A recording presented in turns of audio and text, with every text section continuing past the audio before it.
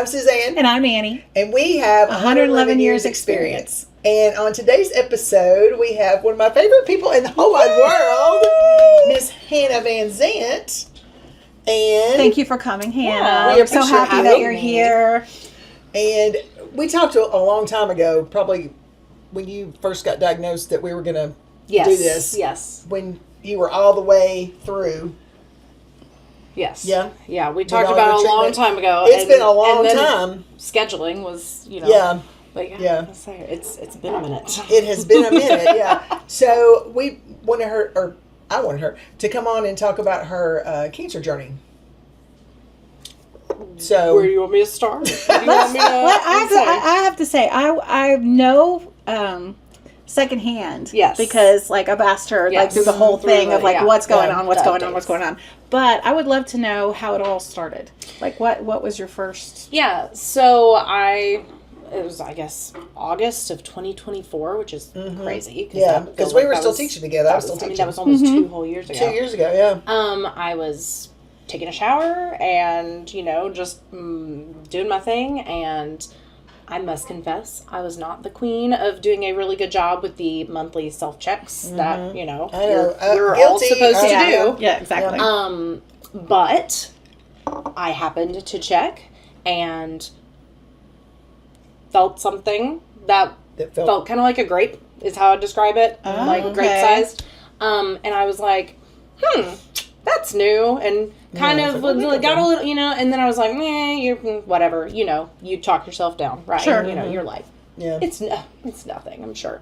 So I kind of just brushed it off. It was the beginning of the school year, right? It was August. You can't even. It was right after. You can't even imagine taking a day off, let alone. Yeah, not like school starts. No. We're just gonna keep rolling. I'll keep an eye on it. It's fine. Yeah. And I wasn't worried either because I'd been to I'd been to my OBGYN in April.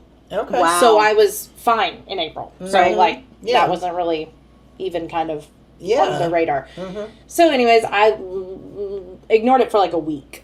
Mm-hmm. And I was like, okay, Mom, because my mom's a retired doctor, and I was like, okay, Mom, feel this. Good. What's happening? Good. And she was like, we need to get that checked out. So I Mom. Yes. Yes. I went to made an appointment and went to see my doctor, and she was very optimistic, and she was like, you're only 32. I don't think it's cancer. It doesn't feel like cancer. But, we're going to do what we're supposed to do. Right. And we're going to send you for a mammogram and ultrasound. And I was like, okay, that's scary, but let's do it. And so we did. And that wasn't until September, no, right? yeah, everything I felt like whatever forever. you did, and it was weeks after before. Yeah. It wasn't until September 4th. It was beginning of September. Okay. The whole process took an eternity. That was the worst part. Right. Yes. Right. I felt like they were taking way too long. Yeah. I mean, and they were moving way too slow. That was faster than a lot of people. Yeah. Yeah. So got it in September and had my scans, and they took me back in the dark room for the ultrasound, and the radiologist was like, or radiologist, I guess, was like, you need a biopsy because this is not, this is non-conclusive. We can't tell what this is. So they took me back there and freaked me out. See, to me, I think they probably knew. They just didn't want to say it. I do too. I think so. I do too. Now, in retrospect, when I look back, I'm like, you knew. why did we do that? Just to tell me you didn't know. Yeah, they knew. Then again, waited a whole month. Oh my! That just makes that hurts. Yeah, a whole month. I mean, before she was stressed biopsy. out. Oh my gosh! So I was, went on my fall break and tried to enjoy that and live my life and all that, and then in my biopsy, actively in the biopsy, my doctor, who is amazing, and would 10 out of 10 recommend if you had any issue, in this area, if you're in, the Middle Tennessee area and you had any issues, not just cancer-related issues, but any breast-related issues, Dr. Lindsay Keith is amazing. But she looked at me and she said, I've seen a lot of tumors, and I'm going to shoot straight with you. this is probably cancer. Like, while she was doing the biopsy. Thank God for her. Thank the Lord. It was the first time that someone just said it. Yeah. Said what I was thinking. Yeah. Because in the back of your brain, I we knew. talked about it. I knew. I don't know why I thought I knew, but I did. And it made it, like, I mean, obviously that was hard to hear. Yeah. But by the time the pathology came back and I did actually have my diagnosis, and found out for real, like October 18th. So it was October. 2 months following, 2 months after. It took forever. Yeah. By the time I got there, I had kind of mentally processed, so I wasn't okay, but I was more okay because at least I knew. At least you knew. We were moving forward, and I knew that I had caught it, and I knew that, like, eventually I was going to be okay at that point. But like it, I don't know. We named it, so it wasn't as scary at that point. Exactly. Right. But yeah, so I didn't. We got the official type on Halloween, right? So I received my official diagnosis with everyone in Halloween costumes, which I thought was really just a nice touch. The spooky Did we diagnosis. Dress up? I feel like we dressed up. Well, I wasn't at school. I'm talking about the people at the office. Bless them. They were having a great day. I was having the worst day ever. You're like, oh my. Oh my. With your cat ears on your. It was first with your cat ears on you. Add a little levity to the whole thing. Yeah. Curtis was like, my husband. So surreal. He was like, I mean, it's not going to be worse than what we think because they didn't do that wearing these costumes. Right? Like, no way. Oh my gosh. Yeah, so triple negative, stage 2. Because as I have been told now, stage 1 is like only a thing basically if they catch it on a scan. Like, right. When you feel it yourself, it's going to be stage 2 or later. Okay. Okay. Stage 2 meaning it had progressed, but it was not a stage 3 because there was no lymph node involvement. So it hadn't gone somewhere else. So it had not started to leave. It hadn't started traveling. Yeah. So which is good. So yeah, that was the beginning, and that is how we started all the chemo and all the surgery, and I mean it's like the never-ending story of all the things, But yeah, I did a clinical trial first because I decided that if I was gonna have to do this, I might as well try to help somebody else. Exactly. Exactly. And it was, I was having a really hard time deciding between the clinical trial and standard of care. So just, whatever the typical chemo regimen is for triple negative. And my doctor was like, this clinical trial is really good, but there's nothing wrong with not wanting to do it. And, it's totally random when they do a trial. So I decided I was just going to, put it in God's hands and let him decide. So I was like, I'm going to sign up for the trial, and it'll be one or the other. And so I got picked for the trial. But as you know, unfortunately, that did not work for me. So that extended my chemo journey by quite a bit. So I ended up getting to do both. Oh, wow. It's crazy to me how, people can go in for, and have real issues and problems and things, but how long it takes to get to that point where they're like, okay, we're sending you here, okay, and that's just And that's with me pushing. I would call and I would push for appointments, and I had, when I went for my mammogram in the first place, the only reason I was able to go was because another coworker covered my class so that I could leave an hour early from work. It was, all I thought the entire time was, I am not passive about my health, and especially not now. I'm for sure even more motivated when it comes to that. Yes. But all I could think was about all of the people who are either elderly or have some sort of mental even if it's just anxiety to call the doctor or just any sort of holdup that would just sit at home and for a long time and not have any idea. And just wait on all the people that they can't advocate. They can't or they won't advocate for themselves. And then they don't have anyone else advocating or they for don't know how to advocate. Or they don't know how, because that would be, who knows how. Yeah, Yeah, I don't know. exactly. Yeah.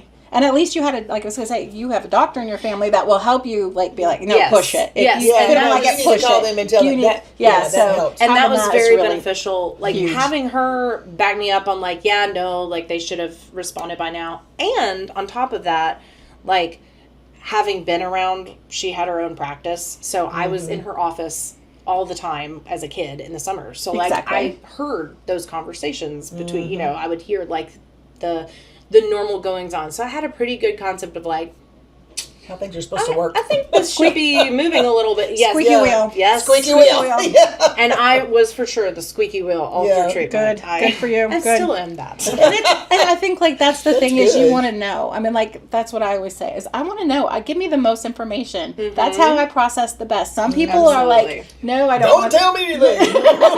I'm the opposite. No, I need all of the details, all of the plans, all of the things, so then I can feel like, okay, well, now I know. Yeah. Not so much that I can do anything or whatever, but at least now I know.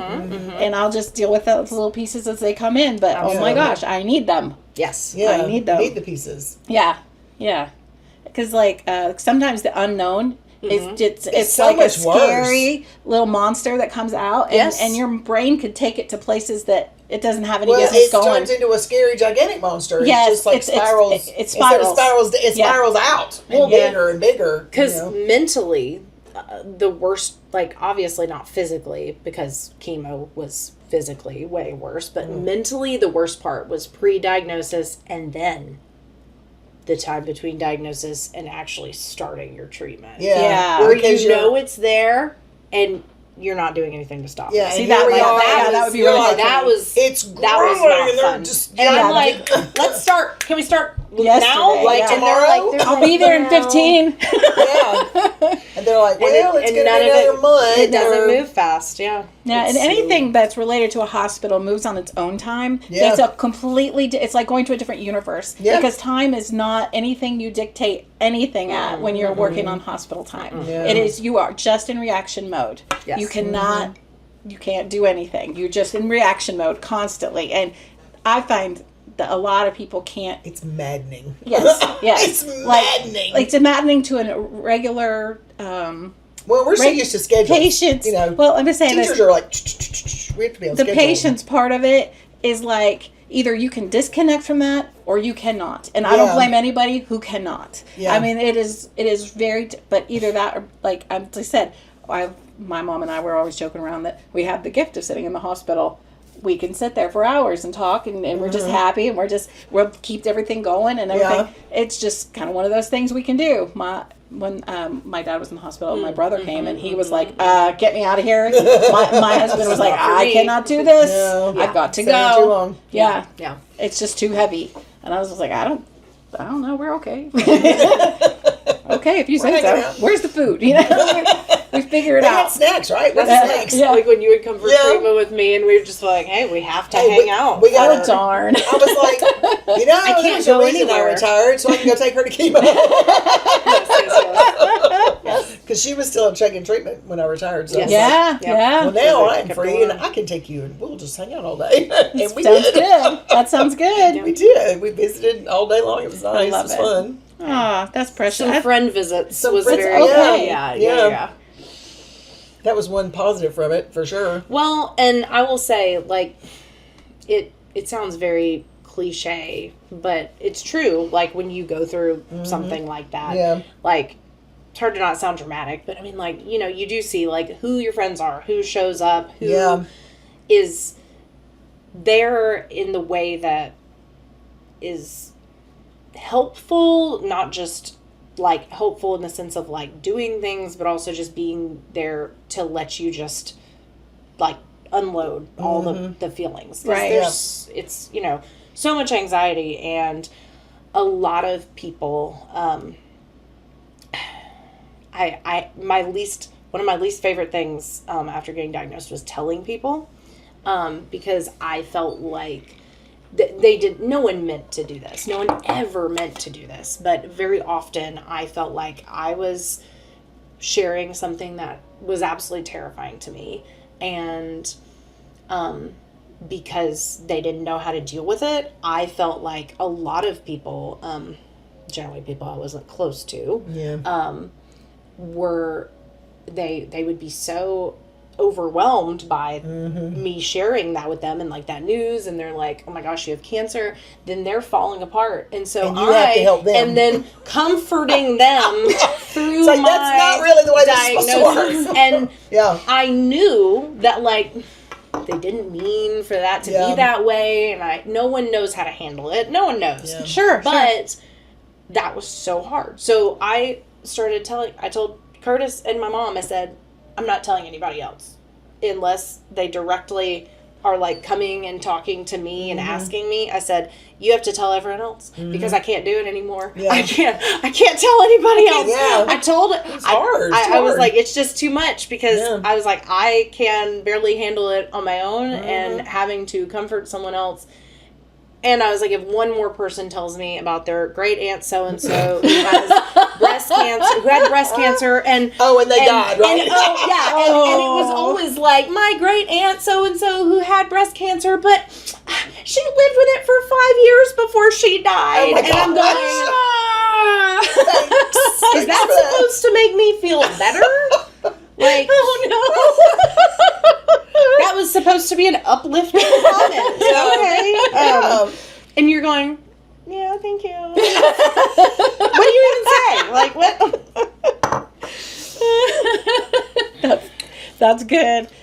But yeah, it was definitely interesting to see, but I'm very lucky because I have a lot of my family is, my immediate family is all local. So they were tight. They're all That's here. The best. And so it was, I wasn't worried about my daughter. I wasn't worried about, how dinner was getting on the table. Yeah. I wasn't worried about, I didn't have to worry about those things. I never had to go to a treatment on my own. I never had to go to any doctor's appointment on my own unless I chose to, I never, I never had to feel any guilt about being away from work or anything because between friends and family and coworkers just taking care of us, not just me. That was a big part of it, is us, like having she was 3 when I got diagnosed. Like now she's 5 and she's all big, but then it felt really crazy to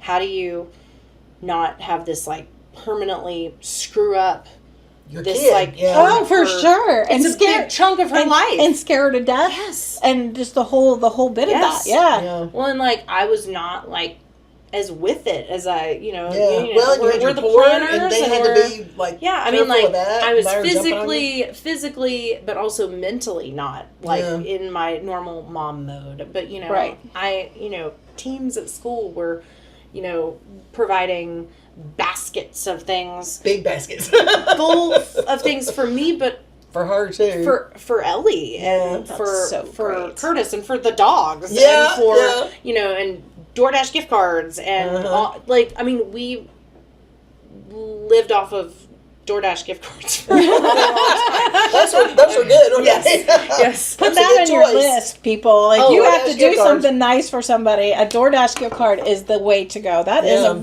think about it. That's a really smart idea. Yeah. Then they don't even have to leave the house. Yeah. That is fabulous. Yes. That is wonderful. Yeah, I was gonna say that was probably because people started asking me which ones are the most helpful? I was like that.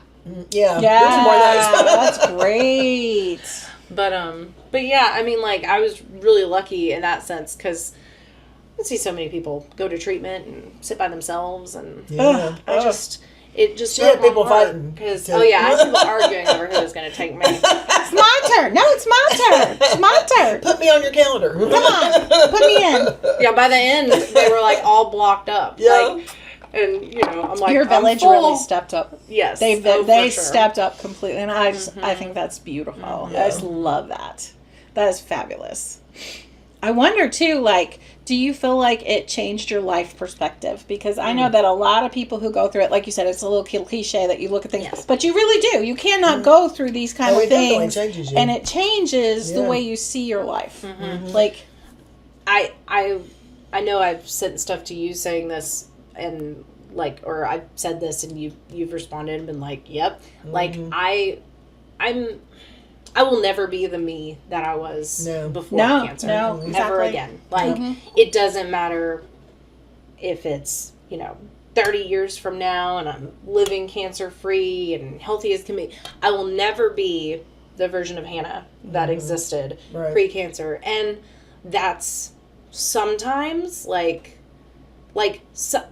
sometimes that's just, sad, because I think about some of the I feel like there's a certain lightness that leaves, not light, but it just, you can't ever, it's always going to be, it's like an innocence this innocence of your health I'm in my early 30s and everything's great and I'm fine and I don't have to worry about the doctor and your health being just an assumption at that exactly and because I felt fine, to be clear.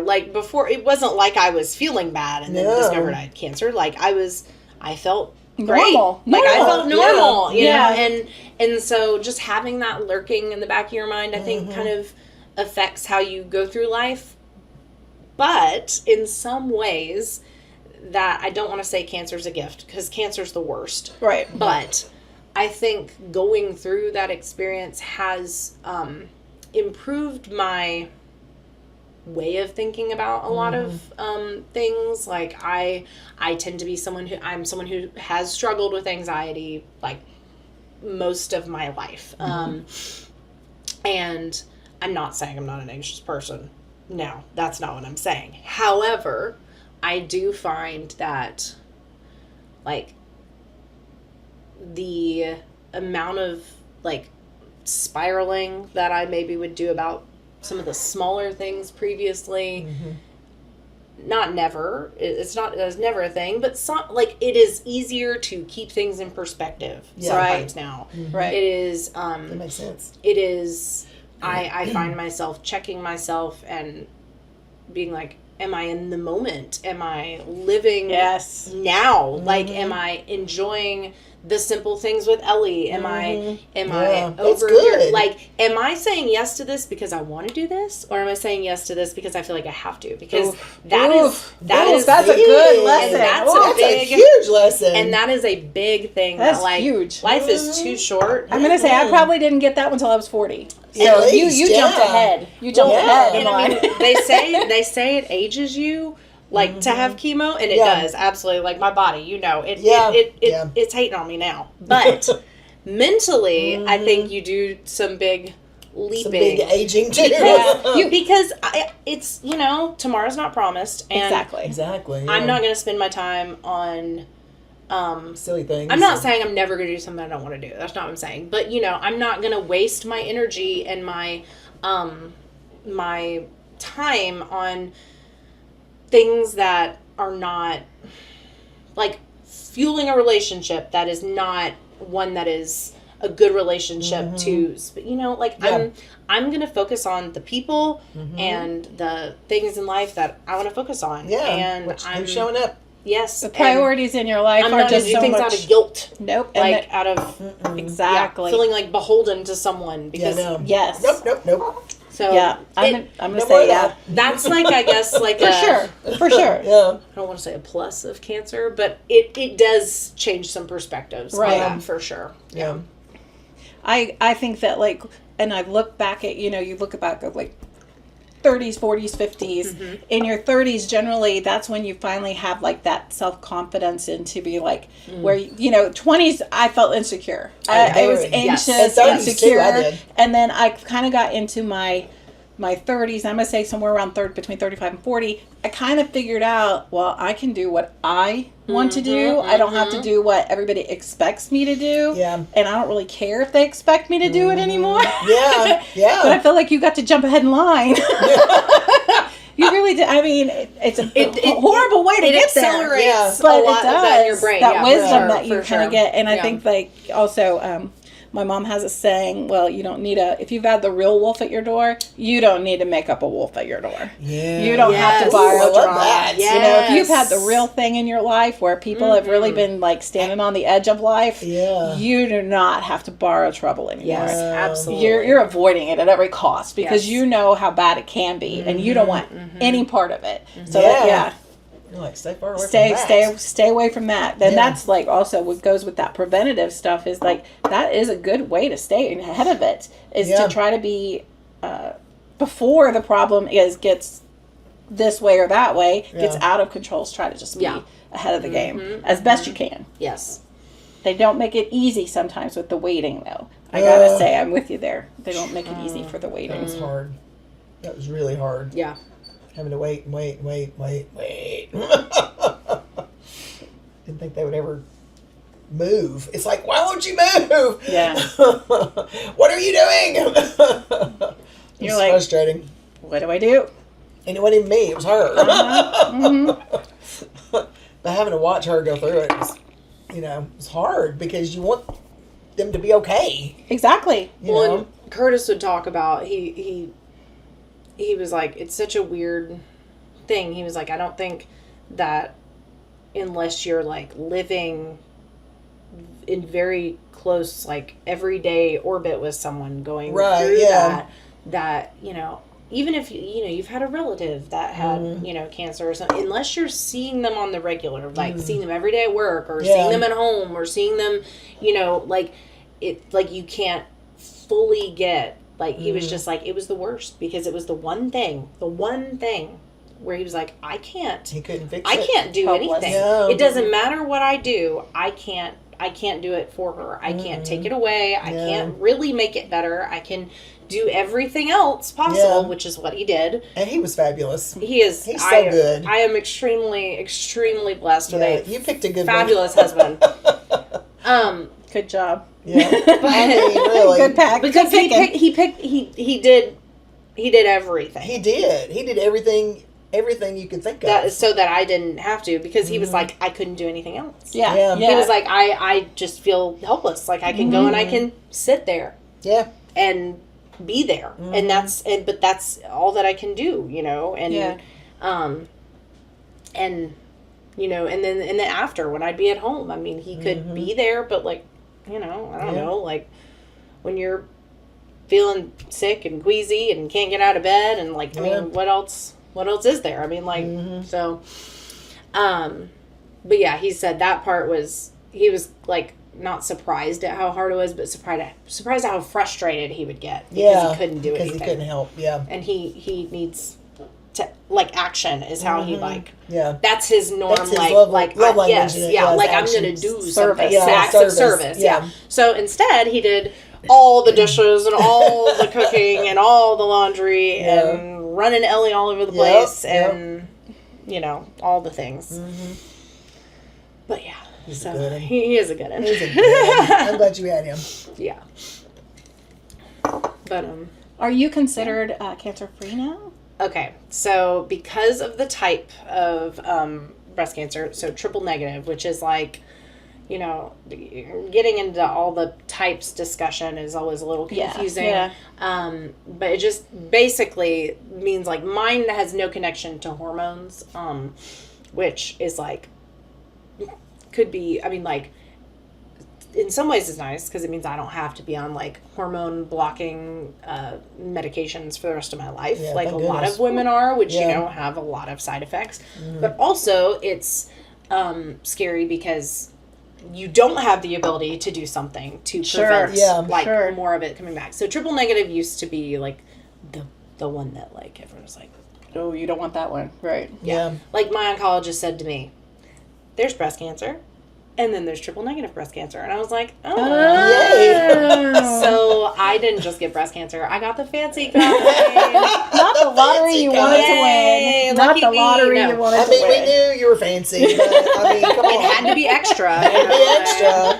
And then my tumor didn't even respond. So it was like, like whatever. Does what it wants. It does what it wants. Sassy tumor. Sassy tumor. With most breast cancers, your risk of recurrence is considered to be the highest within the first 15 years. Mm-hmm. But with triple negative, the risk of recurrence is incredibly high in your first 5 years following treatment. Okay. So it is so... And then after 5, it drops off dramatically, well, and it's not like you're for sure never gonna have it again. But after 5, like the percentages go way up. That's when you can kind of like exhale. Yeah. So because of that, they do not consider me in remission until I get past 5 years. Okay. That makes sense. So I am currently considered like no evidence of disease would be the remission-ish. I mean, it's just there's like the last scan was clear. Like that's you like just go kind of scan. And you just go scan to scan until you hit that magic 5, and then you still go scan to scan. It's just you can breathe a little bit. The pressure goes down a little bit at that point, I guess. So. And then you have to keep that. Part of that is like it's probably like a little bit of a buildup when you know you've got to go get the test, and then you kind of have to wait for it, and it's just the Scanxiety. Yes, Scanxiety. That is. I've never heard that. But oh my gosh, I feel that's what we refer to as in the cancer community online. Like everyone will refer to as Scanxiety. Oh wow, I've never heard that because. It every time it doesn't matter how many times you get in that machine, whether you're getting a CT or PET scan or whatever you're doing, it does not matter. Yeah. The night before you're like yeah. And then when you're waiting on those results and you're waiting on that notification, because ultimately it always comes up on there before you actually see your doctor. So then you're like, they text it to you? No, like it's like on the online chart. Like it like you can look on your phone and get your charts up. Should you look at that on your own? No. Do you? Yes.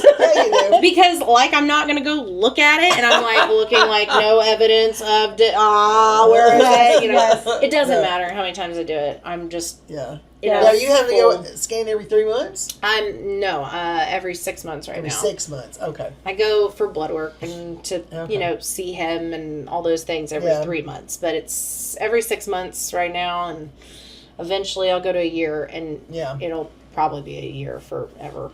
Like no more than that is what I believe. I bet probably once you get past that 5 mark, then it goes to a year. Yeah. But you know, it's like it's one of those things where because I chose to do a double mastectomy. I did not have to. Like I had a choice basically between having a lumpectomy, so just taking out the tumor and doing radiation, versus doing a full like double mastectomy. And I knew like before they even told me. You'd already said it. I was like, I'm having a mastectomy. I want them gone. As I told she said they're no longer trustworthy. As I told the surgeon, I said they have misbehaved. They've got to go. Like, no longer trustworthy. Not allowed. No. I was like, yeah, okay, get about. But mentally, they had to go. They had to go. Like you know, like when I finished chemo, and I finished chemo, and I because of my weird pathway that I had to take because of the trial, I ended up having both a lumpectomy and a mastectomy. Yeah. Oh wow. Long story, but because the trial didn't work, they had to do that. They had to get in there. They had to get it was growing. before it kept growing. But after the lumpectomy, I felt some relief that it was gone. Yeah, at least it went in there. I still did not feel okay until it was all gone. Having the mastectomy, I felt that was when I felt the relief. Good. Yeah. I did not at the end of chemo, not after getting the tumor out. It was once they were gone. I needed them to go away. Right. Yeah. Right. There were no positive associations left. Yeah. Right. There was so much scar tissue. It freaked me out because I didn't feel like I could tell anymore. Right. Like, do your self check.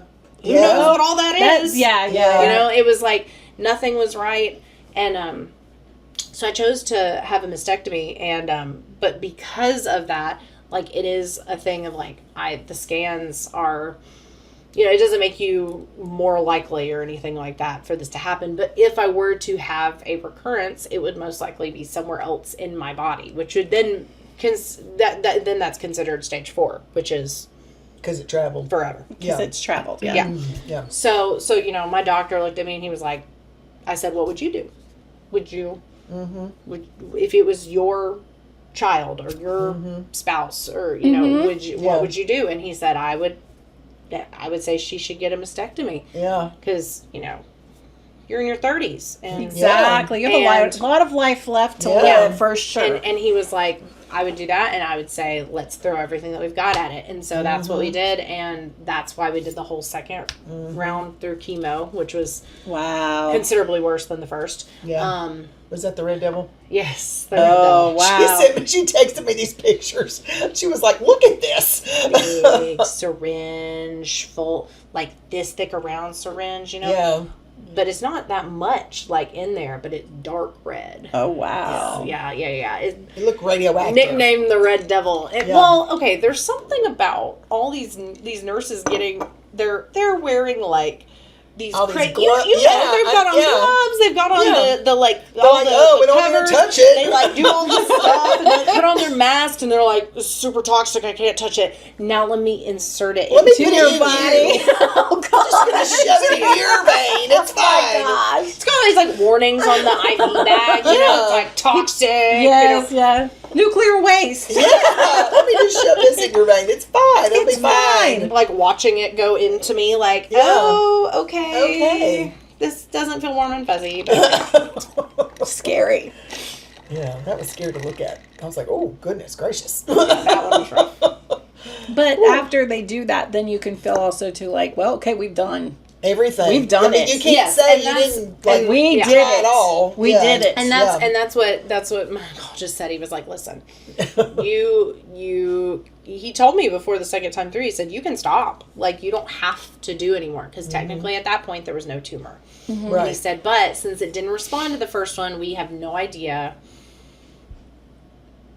Triple negative likes to throw off little particles onto your body a lot. That's why it had such a really bad survival rate. Like 15 years ago, that was a death sentence. Like, like it was not like the same that it is now at all, because it throws out these little, you know, cells that I am a music teacher. I do not understand what I am talking about. But from what I understand, it is not uncommon then for, you know, a year or two down the road. Something to lodge somewhere, and then all of a sudden you have a problem. It's actually in your bones, or it's actually in your, you know, it's just somewhere else in your body, and it's not actually a recurrence. It's from the original cancer, but it's, even though you're getting scans, they don't pick up everything. Right. So it's like got to be a certain size before it shows up. So that's why he was like, we need to blast it one more time. Yeah. Like, just to make sure. Just get it.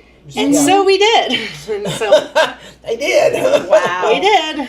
Blasted. But I wasn't gonna have any, I shoulda, coulda. Exactly. No. Yeah.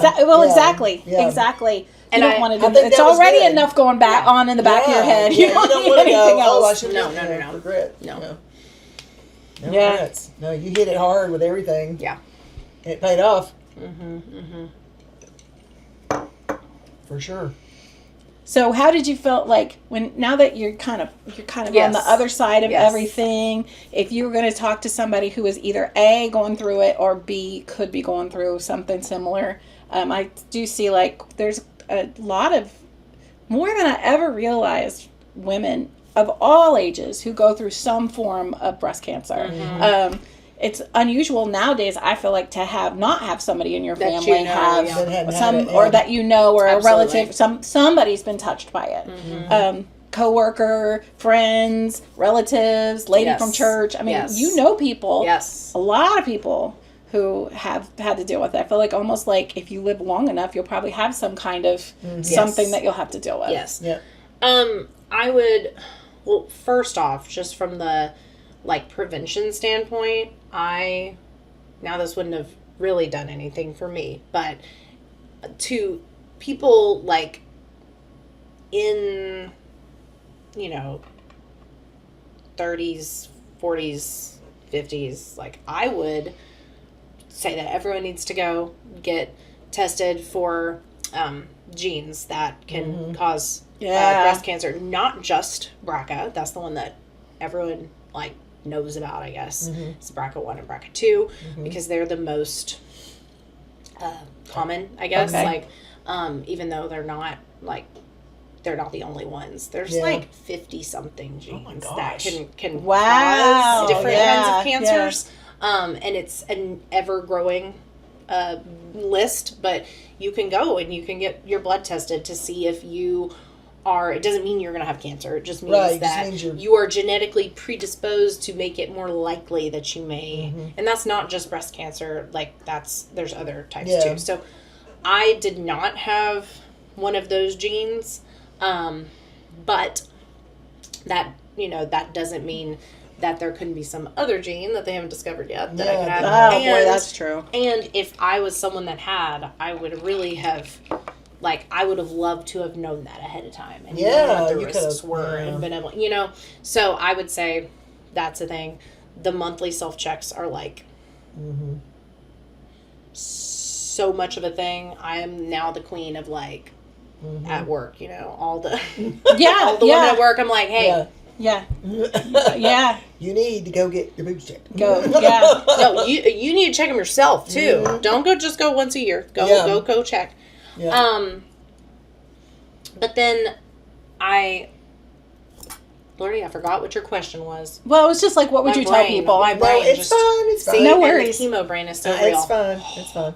I would say that if you're going through something like that yourself, to not, it's hard. I think a lot of times women are the leaders and the caretakers of their families. Yes. And it is very hard, I think, sometimes to let go and admit when we need help.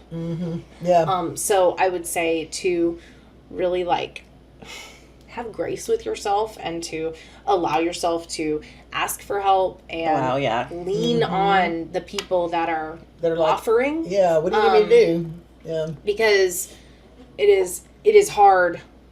It's twofold. The let me know if you need anything is sometimes I've actually tried to remove that phrase from my vocabulary since cancer because I know that when people said that to me, 9 times out of 10, that meant I was never going to ask for anything. Right. I tried to, now I try to be more specific. Hey, I would like to bring you blah, blah, blah. This. Yeah. Which night this week works best for you? Oh, yeah, there you go. Yeah. Yeah. But, again, being willing to accept help. Being, when post-mastectomy, my hair, I couldn't get in the shower for 2.5 weeks because I couldn't shower with my drains in. My hair was like a grease pit. It was awful. And I could not stand it. And I finally one night called my friend Becca and I was like, because she lives right down the road, and I was like, I need you to come over here. I need you to wash my hair in the sink because Curtis did it and he didn't. Yeah, you needed a slap. I really needed. He was too. He was probably being too gentle. He's a man. I need a woman. I need a woman to come really get. And she was like, "I'll be there in 5." And, but that, asking someone to do, I don't. It's hard. It's really hard. Bother. But I would say that's so true. Be a bother because every time that I was a bother. I bother because I know that no one actually felt that way. But every time that I was a bother, you were. it not only did it help me, but I think it also put those people so much more at ease that they could do something to help. Because like I said, no one knows what to do. Yeah, so you feel so helpless. It was twofold, Right.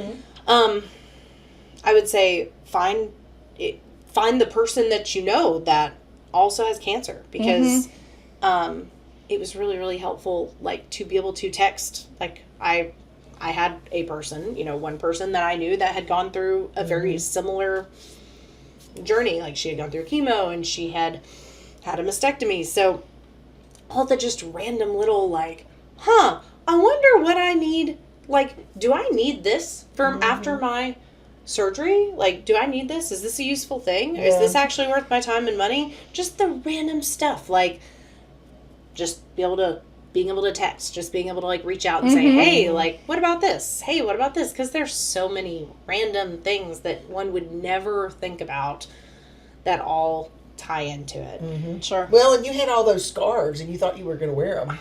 And she was like, oh my God, they're driving me crazy. I can't wear these. Yeah. And she just ripped them off her head. She said, nope, I can't do it. I was going to have a wig, you know, like when I was Oh, yeah, that's right. I forgot I about the wig. couldn't stand them either. Yeah, she like, put the wig on and was like, nope. Nope. And then, like, on the other side of things, I would say, like, if you, like, for people that know someone going through it, like, I mentioned this a little bit, but, like, because that, I think, like we said, is very common, like, you know, but just coughing, just being present and being able to talk about something other than cancer. Oh, yeah. Also, Yeah. it like it helped to not feel like cancer girl. And those also were the people that I was most likely to want to ask for help, to spend time with, to say, hey, you want to bring me to chemo? Hey, I need a ride to a doctor's appointment. Hey, I need to do this. Because if I felt like that had become my entire being is like cancer, then it felt like so much worse to then be like, oh, hey, by the way, cancer, I need this. Yeah. Like, but yeah, just like, I don't want to say forcing yourself upon them, but like also just, you know, being present and available for when they feel ready to reach out and ask for help. And they might not ever feel like they want to reach out and ask for help. Everybody's different. I mean, like, some people get very private about it. I have done the opposite. I overshare, generally. It's trying not to fine. overshare today. I'm going to say no. I'm going to say I think that is either, and it's number one, great for the soul, and number two, it's great for other people to not feel alone. So, like, I feel like I think it's helpful. I'm an oversharer too, so I totally get it. I felt like when I was diagnosed, I did know people that had breast cancer, but I felt like I knew them when they had breast cancer, and I didn't know anything about what they had gone through. Yeah. And I was like, I didn't know that because I am not so close that I would have been, like, considered in the inside circle. But I was like, I feel like my sometimes oversharing on, like, say, Facebook and stuff like that, I always felt like somebody's going to think I'm doing this for attention. And I never was. It was just, there's somebody out there. Yeah. Not tap right there. There's somebody out there that is at some point going to be diagnosed themselves or have a loved one be diagnosed. Yeah. And they might need that have seen knowledge. This that I said, hey, this part's really hard, or this part, this was like super, you know, unfun, or this was great, or this was, you know, this is the biggest help. Or when we had this thing that helped me lay in the bed the right way, you know. Yes. And it can be as much as that, you know what I'm saying? And just having that knowledge can be so helpful. Right. So it's always a tricky balance of, like, not trying to put too, you know, be like, hey, all the cancer stuff, but also like, if you know, you know, and then if you don't, you really don't know. It's so true. Yeah, and then too, I think that because you do share a lot, I think people feel a little more comfortable about, like, when it's over and they are having a thing, they're going to be more likely to say, hey, she was comfortable with sharing all of this. So when I have a question, I know I can ask her because she was so, you know, she was sharing all this stuff about this. So I think, like, it does end up being a more positive thing in the end. Yeah. So I think, like, in the moment it can feel like I'm putting way too much out there, but I always feel like those things hit the way they're supposed to. Yeah. They hit the way they're supposed to. Yeah. And find the people they need to find. That's it. Because I've had people that I know that have reached out to me and been like, you know, I found a lump. I'm freaking out. Like, what do I, you know, what do I do? Who do I go see? Do you think, and I'm like, whoa, okay. Like, it's okay. And, like, it ended up not being anything, but I just felt relieved that one, they could tell me that, but two, also, like, I'm not going to brush it off. Like, I'm not going to be like, oh, it's probably nothing. You're fine. You know, get that checked out. Because that is a lot of people's personality, unfortunately. And so I'm like, yes, come tell me, because I'm going to tell you what to do to be safe, you know. Yeah, for sure. Good. If you're going to go, like, get that genetic testing, what doctor do you go to see? So I went, because that sounds specific. So it's a good question. I originally got tested for the BRCA genes through my surgeon. So I went through Dr. Keith, but I then got tested for the rest of them when I saw my oncologist, over at Tennessee Oncology. But I feel fairly confident that is, like, if I had asked my OBGYN or, you know, had asked. Could you do it through there? Like, I bet they would be able to order it or refer you out to someone that could. Oh, yeah. Okay. Yeah. And because I know there's other, you know, testing of things, like, to see, like, there's, like, different things just to see, like, what your, like, likelihood of different, you know, cancers are based on, I don't know. There's all sorts of tests out there now. Yeah, that's crazy, isn't it? But yeah, if I had known, I probably would have asked her, like, because, you know, they don't do mammograms until you're, like, 35 now. Is that it? Preventatively. Yeah. Right, exactly. You weren't there yet. No, I wasn't there. No. So yeah, because that was always the question. Like, it had, like, my mom would get stopped by someone older, like, on a walk, and I heard your daughter got diagnosed with cancer, you know, breast cancer, and she'd be like, yeah, you know, well, she started treatment, yada yada. They'd be like, well, was she keeping up with her mammograms? And she's like, no, because she was too young. well, one, she was 32, so no. Those weren't a thing yet. But also, like, what a question. Like, what a thing to say. Like that makes it, well, then she deserved it. Oh, you know? No. People really love to feel better about that by saying things like that. Yeah. Like, it reduces their risk if, like, they, like, oh, well, that's why. Like, we like to have a reason, you know? Yeah, you got to point your finger some way. Yeah. They're looking for a finger to point. Yes. Yeah, but life isn't really like that. That's kind of... It's not how that goes. No, this is not how that works. I feel like having you on here could save a life. And I really do. I'm just because people, and the more you talk about stuff, the better. And the more you talk about the things people have been through and actual conversations that people really have, and the things that they really go through, and like you said, I didn't know about the DoorDash thing. When I'm done with this, you know what? That's in there now. That's great advice, because there's a lot of times I always think, like, we'll give, like, especially at school. They always do that at school. They give gift cards and they'll put it all together. And that's great, but who's going to go pick it up? I know.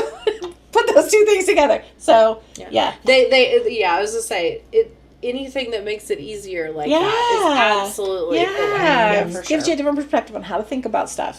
So I love that. But no, I really appreciate you coming today. It's really wonderful. I'm so glad. And because you're thank busy. you. And thank you. I'm glad we worked it out. I know.